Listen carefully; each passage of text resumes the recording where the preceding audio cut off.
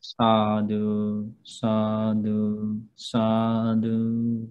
Namo tassa bhagavato arahato samma sambuddhassa.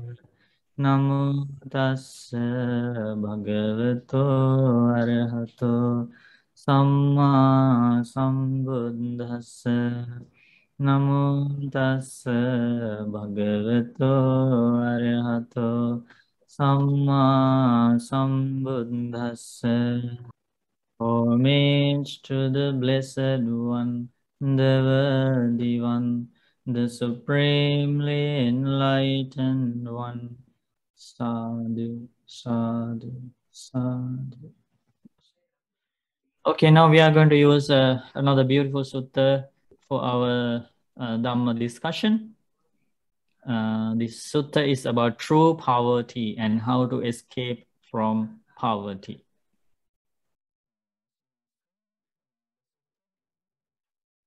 The name of the sutta is Inner Sutta, Debt. This is from the numerical discourses of the Buddha, Anguttara Nikaya. Okay, so now we can read the sutta and discuss very important things about our life. Who is going to read first?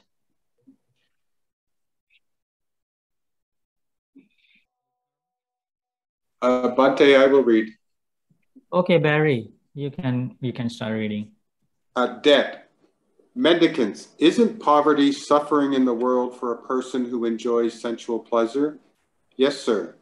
When a poor, penniless person falls into debt, isn't it being in debt also suffering in the world for a person who enjoys sensual pleasures?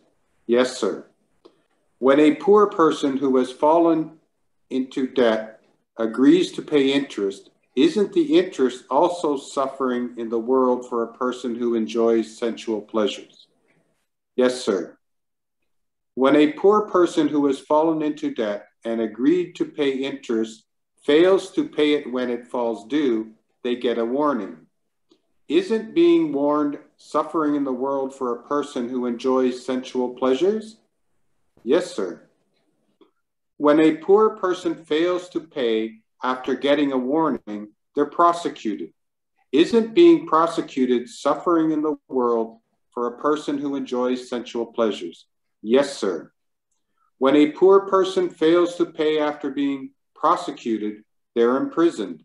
Isn't being imprisoned suffering in the world for a person who enjoys sensual pleasures? Yes, sir. So mendicants, poverty, debt, interest, warnings, prosecution, and imprisonment are suffering in the world for those who enjoy sensual pleasures. In the same way, whoever has no faith, conscience, prudence, energy, and wisdom when it comes to skillful qualities is called poor and penniless in the training of the noble one. Sadhu, sadhu, sadhu. We rejoice in your sutta reading, Barry, and bless you. Isn't it a beautiful sutta with a beautiful simile, a beautiful story, right? Buddha starts with a beautiful story, very applicable to everybody's life and very relevant to any time period. So it's Buddha asks, the person who enjoys sense pleasures means ordinary person, like who likes to, earn money, buy houses, buy vehicles, to enjoy with the family, like a normal person. Like everybody likes those things. So, and in order to enjoy those sense pleasures, worldly pleasures, because he is poor in the first place, because of his poverty, what happens? He has to find money. Now, what is the way he has chosen to find money? Borrow. To get, borrow money, right? To get a mortgage, right? Get a loan. So now he has to pay interest for that, and he's unable to pay the interest, and then They warn him, right? If you don't pay this, you're going to be in jail and prosecution, imprisonment, right? Finally, he ended up in a jail because he did not pay the loan back. So that's painful. Buddha teaches in the same way, whoever has no faith in the Buddha, whoever has no faith, no confidence in the enlightenment of the Buddha is a poor person. That is the true poverty. According to the knowledge of the Buddha, that's the true poverty.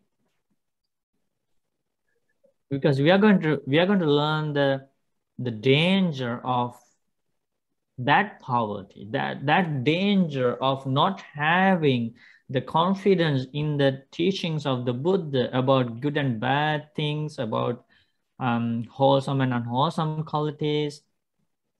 That danger is greater than the ordinary poverty. Because of ordinary poverty, you have to eat some food that is not delicious. You have to live in a small house or apartment, or maybe some person is homeless because there is no place to live, no good clothing, but still that person can have faith in the Buddha. So Buddha, according to the Buddha knowledge, he is not poor. He is a rich person. Buddha teaches, if somebody has confidence in the knowledge of the Buddha, he is not poor. He is adaliddo titangahu. He is not poor. Amoghang tassa jivitang. His life is not in vain. He is a rich person. So what are the other qualities of a true poor person? Not having faith, not having energy to abandon unwholesome qualities, to abandon bad qualities, right? Not having energy and effort to cultivate wholesome qualities, to develop wholesome qualities, Shraddha, Virya, and not having mindfulness about the true nature of life, not having energy, effort, and panya, not having wisdom. And also, saddha hiri, ottappa. Hiri means not having shame to do bad things. He is not ashamed of doing bad things. And also, ottappa means he is not afraid of doing bad things, like killing, stealing, sexual misconduct, lying, hurting others, getting angry, holding wrong views. He's not afraid. So not having saddha, not having hiri, not having ottappa, not having virya, and not having panya. This is the poverty. This is the true poverty, right? As Buddha realized, this poverty will do greater harm to that person's life. And we are going to learn about that. Okay, so now what is he going to do? Now he is the person with true poverty. He's the true poor person. So, Harry, what is the meaning of true poverty? What is the true poor person as Buddha realized? The true poverty is somebody who has no faith, no conscience, no prudence, no energy, and no wisdom. Yeah, so that means no faith, no shame of wrongdoing, no fear of wrongdoing, no effort to do good things, and no wisdom, right? Yes, yes, Bhante. That's the true poverty. So what is happening to him now? Are you going to read? Yes. Okay, go ahead.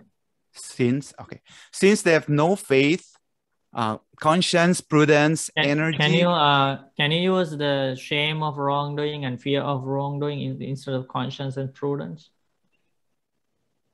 I'm sorry, Bhante. Can you replace conscience with shame of wrongdoing and prudence with fear of wrongdoing? Then you read. Okay. Yeah. So since they have no faith, I'm sorry, Shame shame and of wrongdoing. Shame of wrongdoing.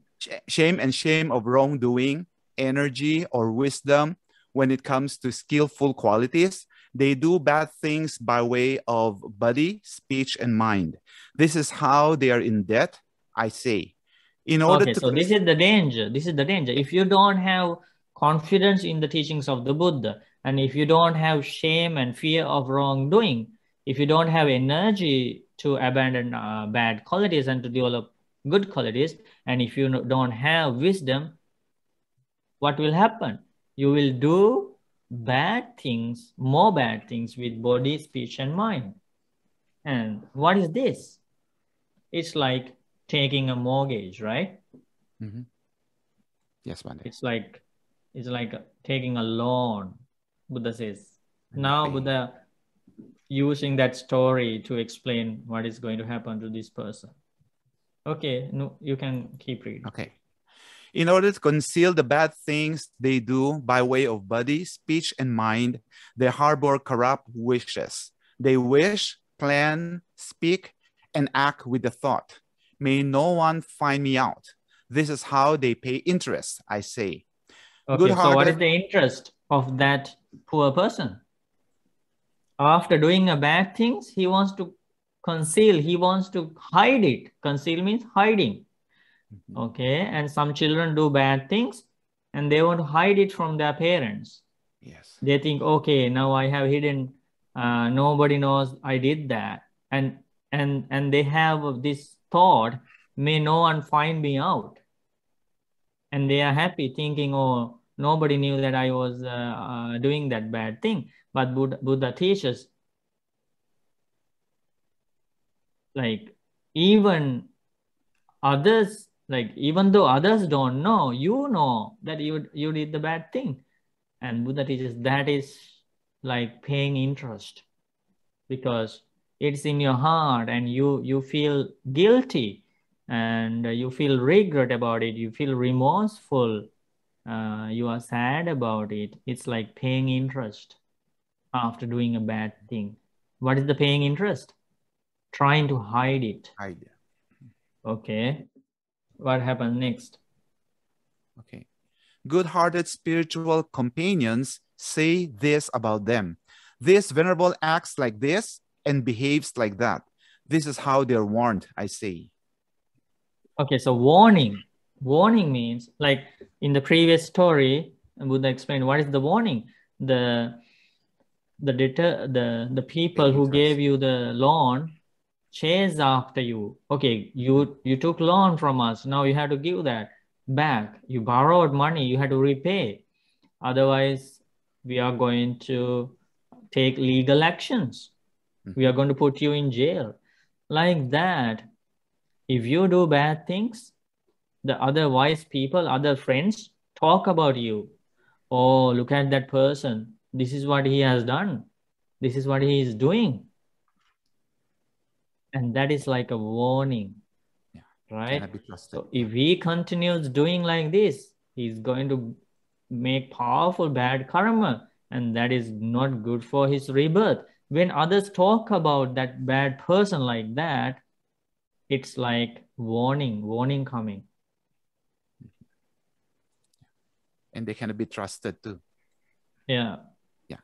And when they go to a wilderness, the root of a tree or an empty hut, they're beset by remorseful, unskillful thoughts.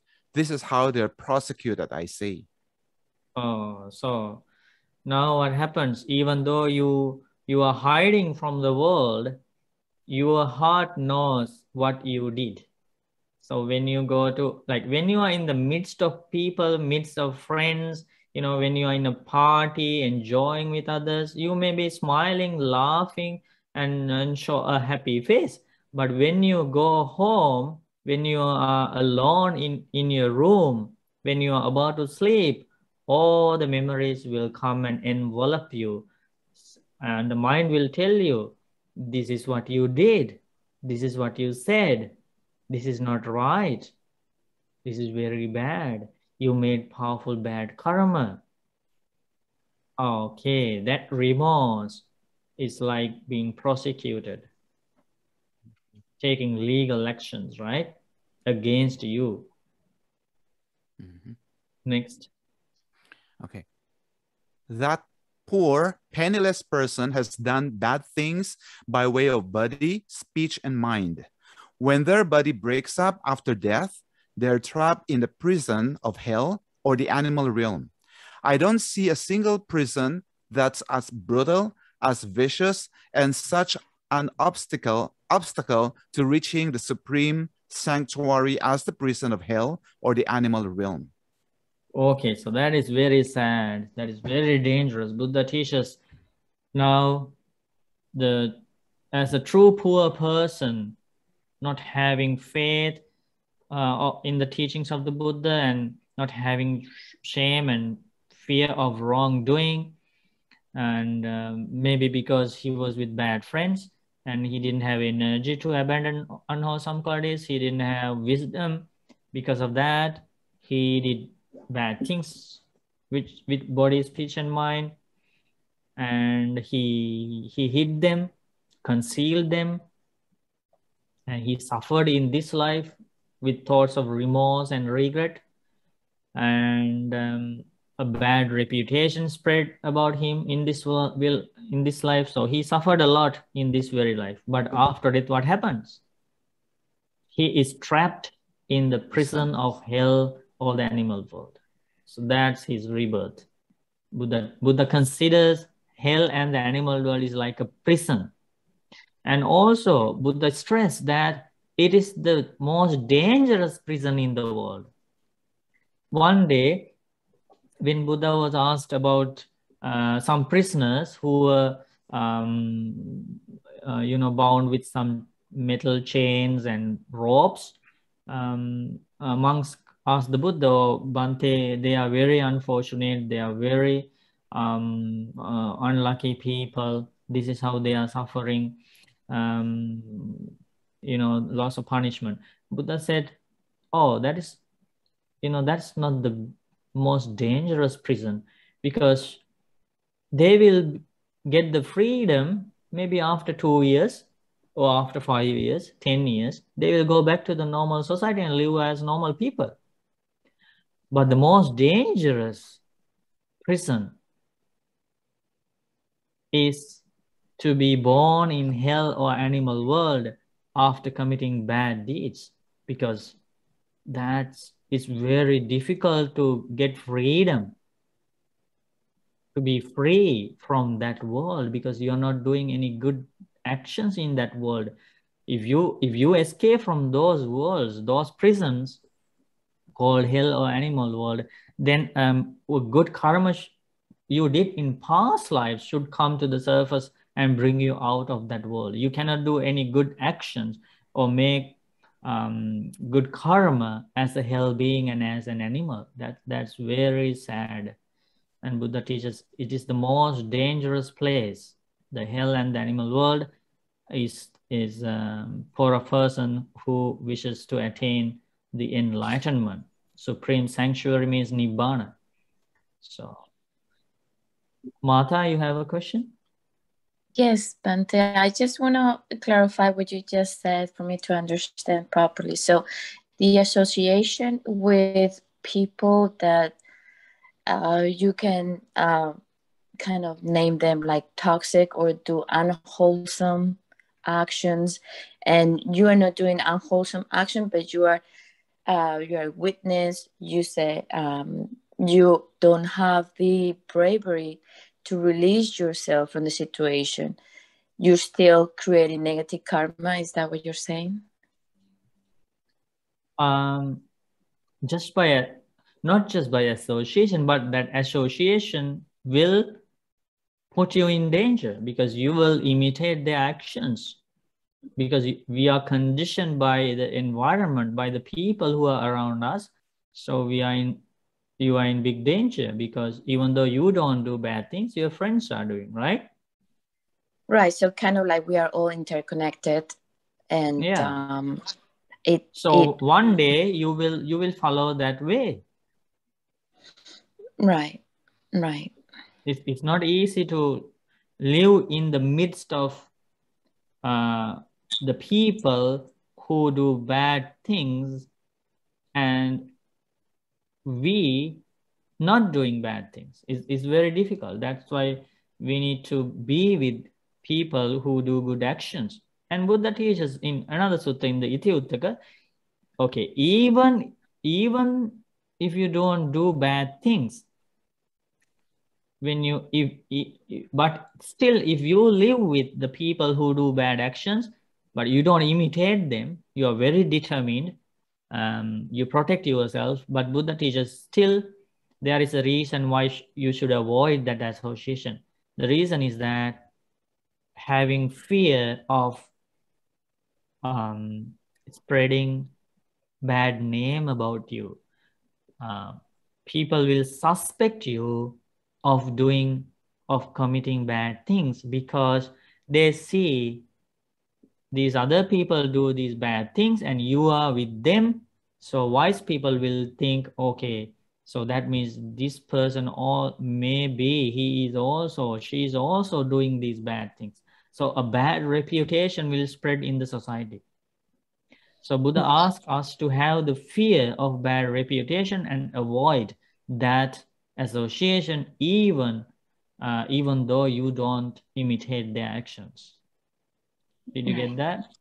Yes, Bante, I understand. Thank you very much. Good. Okay, so Buddha summarizes the sutta with beautiful stanzas. Who's going to read? Bante, can I try to read? Poverty is said to be suffering in the world, and so is being in debt.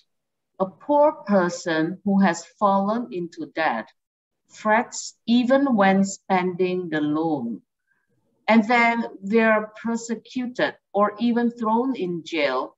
Such imprisonment is true suffering for someone who prays for pleasure and possessions. In the same way, in the noble one's training, whoever has no faith, no shame of wrongdoing or fear of wrongdoing, contemplates bad deeds.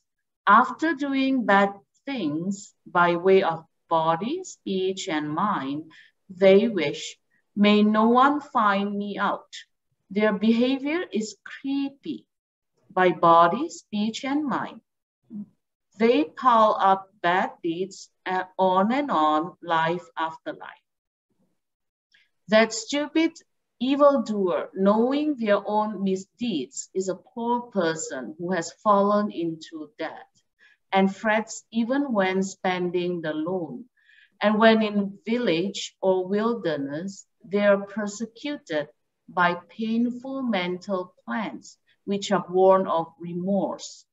That stupid evildoer, knowing their own misdeeds, goes to one of the animal realms or is trapped in hell.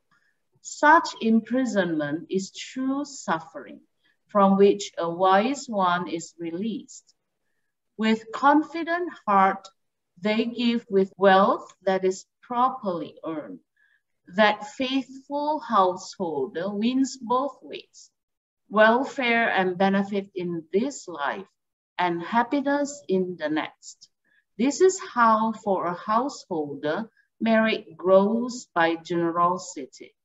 In the same way, in the noble one's training, whoever is grounded in faith, with shame of wrongdoing and fear of wrongdoing, wise and ethically restrained, is said to live happily. In the noble one's training, after gaining spiritual bliss, they concentrate on equanimity. They give up the 5 hindrances, constantly energetic, and enter the absorptions, unified, alert, and mindful, truly knowing in this way the end of all fetters. By not grasping in any way, their mind is rightly free. To that poised one, rightly freed with the end of the fetters of rebirth, the knowledge comes. My freedom is unshakable. This is the ultimate knowledge. This is the supreme happiness, sorrowless, stainless, secure. This is the highest freedom from death. Sadhu, sadhu, sadhu. Linda, we rejoice in your reading. It is a beautiful sutta, isn't it? It's beautiful, Mante. Yeah, it's very beautiful, amazing knowledge of the Buddha. So what is the solution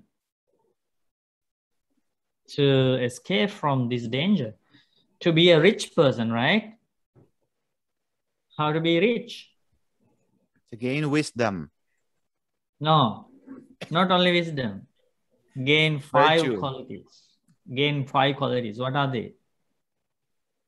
Shraddha, faith in the enlightenment of the Buddha. This is the real wealth for a person. Second one, shame of wrongdoing. Third one, fear of wrongdoing. Fear Fourth of wrongdoing. Energy. Energy to abandon bad qualities and to develop good qualities. Fifth one, Wisdom. wisdom. Panya, knowledge of the Four Noble Truths, knowledge of the deep inner origination, knowledge of the true nature of life. So if one develops these 5 qualities, is that a poor person or a rich person? Rich. Very rich person. Maybe he is a homeless person in the ordinary society, but he has these 5 qualities. As Buddha concludes, he is not a poor person. He is very rich. There is a millennia or very wealthy person in the world, right? But if he doesn't have these 5 qualities, according to the Buddha's enlightenment, he is not rich. He's poor, still poor. And so what are the other ways that we should avoid this danger? So first one is having these 5 qualities. What are the other ways? Not committing bad deeds with body, speech, and mind, right?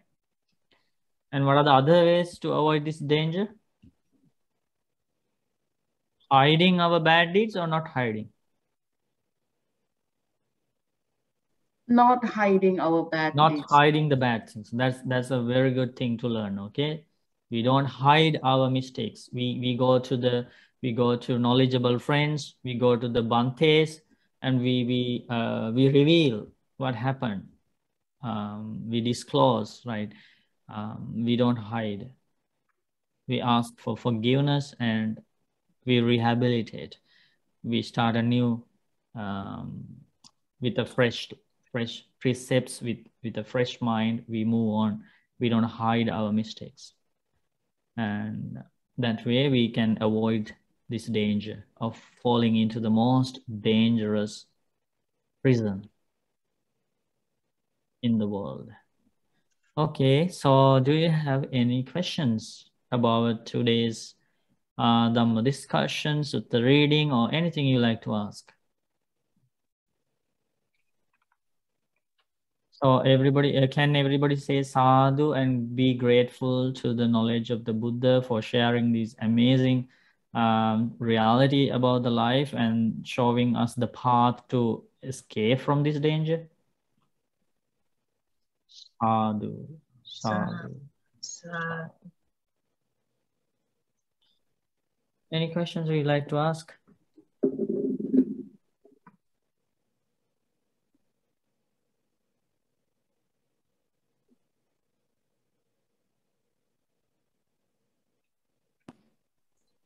Bhante, Hmm? what about the person who has no remorse? The person who doesn't stay up at night worrying about the bad, evil things. Where is his classification? Because there's people that, isn't there? You mean he's not remorseful because he has not done bad deeds? That's what you say? No, he's not remorseful. He's done bad deeds, but he's not remorseful about them. He doesn't. Okay, so he according to this sutta, Buddha teaches it is impossible not to be remorseful if you have done bad deeds. Even though that person doesn't show it to others, When he is alone, he is remorseful, because that's a natural law in this world. If you have done something wrong, if you have hurt somebody, when you are alone, you feel remorseful. So an example, Bhante, that I would have a terrorist who kills people due to his beliefs, would they still have remorse? Like, that's what Buddha says. That's what Buddha says. So even though they don't show it, they feel remorseful for that. Maybe they are crying at night, who knows? Maybe the person who was crying before got killed, maybe his face coming to his mind, right? And not only at that time, at least just before the death, he may feel that guilty. He may feel remorseful. And that's a natural part of the natural law in the world. The evil doers feel regret and remorse in this very life, and after death, they are reborn in a bad destination. That's a natural law in this world. Ida tappati, peccha tappati, papakari, ubhayat tappati. Evil doers are remorseful in this life, remorseful in the next life. Ida tappati, peccha tappati. Papakari, the evildoer, ubhayat tappati, is remorseful in both worlds.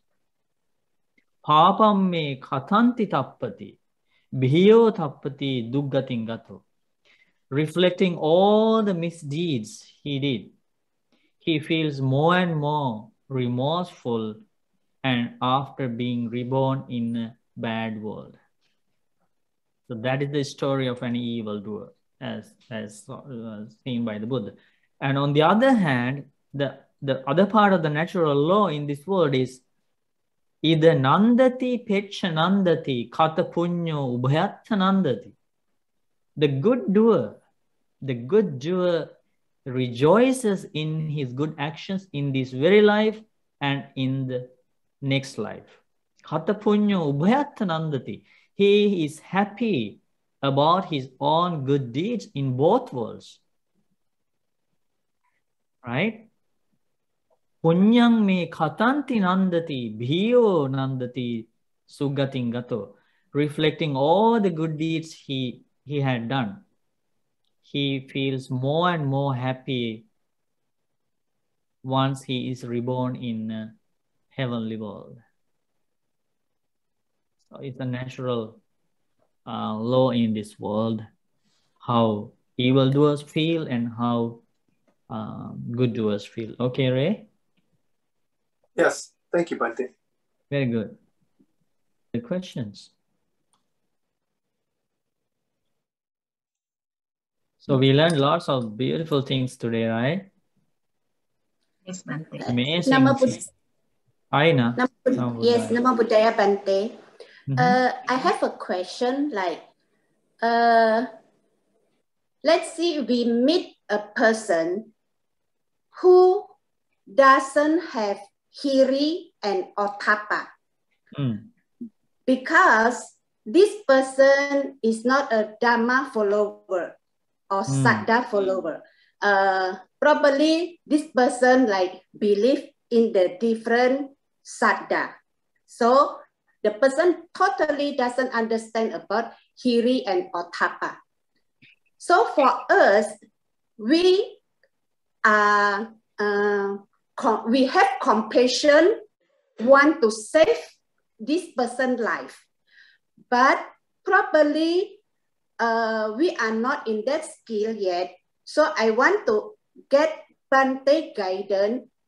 What is the best way with the wisdom? How can we help this person who doesn't have any hiri or ottappa? So that's why this person do a lot of the not wrong things for his own life in the family or even for himself. So how should we help this person with the basic? He has no any Dhamma knowledge at all. Okay, Thank good, good. So yes, so normally we want to help people like that. We like to share the teachings with them, and we like to advise them not to do bad things, and we like to explain about bad karma to them. We like to encourage them to do good karma. That's a normal feeling of a person who already knows some Dhamma.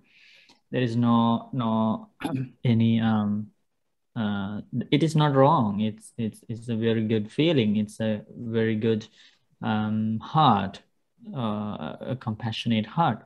But you have to be very careful, because you have to investigate. You have to do some research kind of thing, whether that person has this quality of listening to you, and some respect towards your guidance, your advice.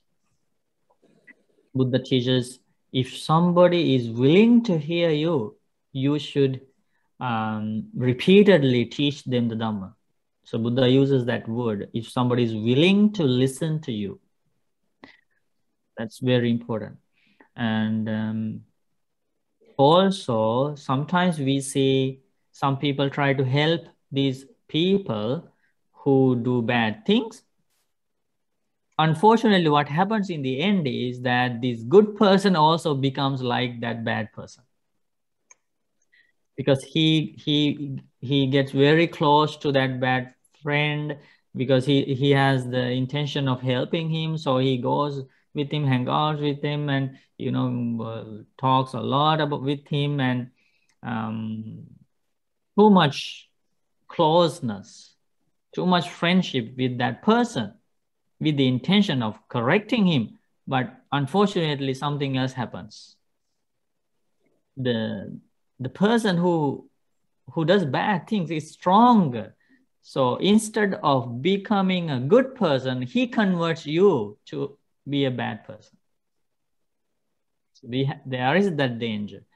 So we have to find a very wise way.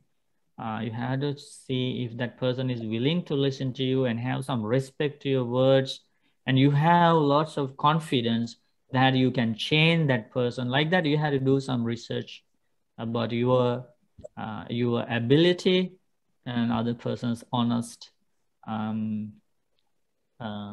intention of listening to you. Okay, Aina? Yeah. Thank you, Bante. Very good.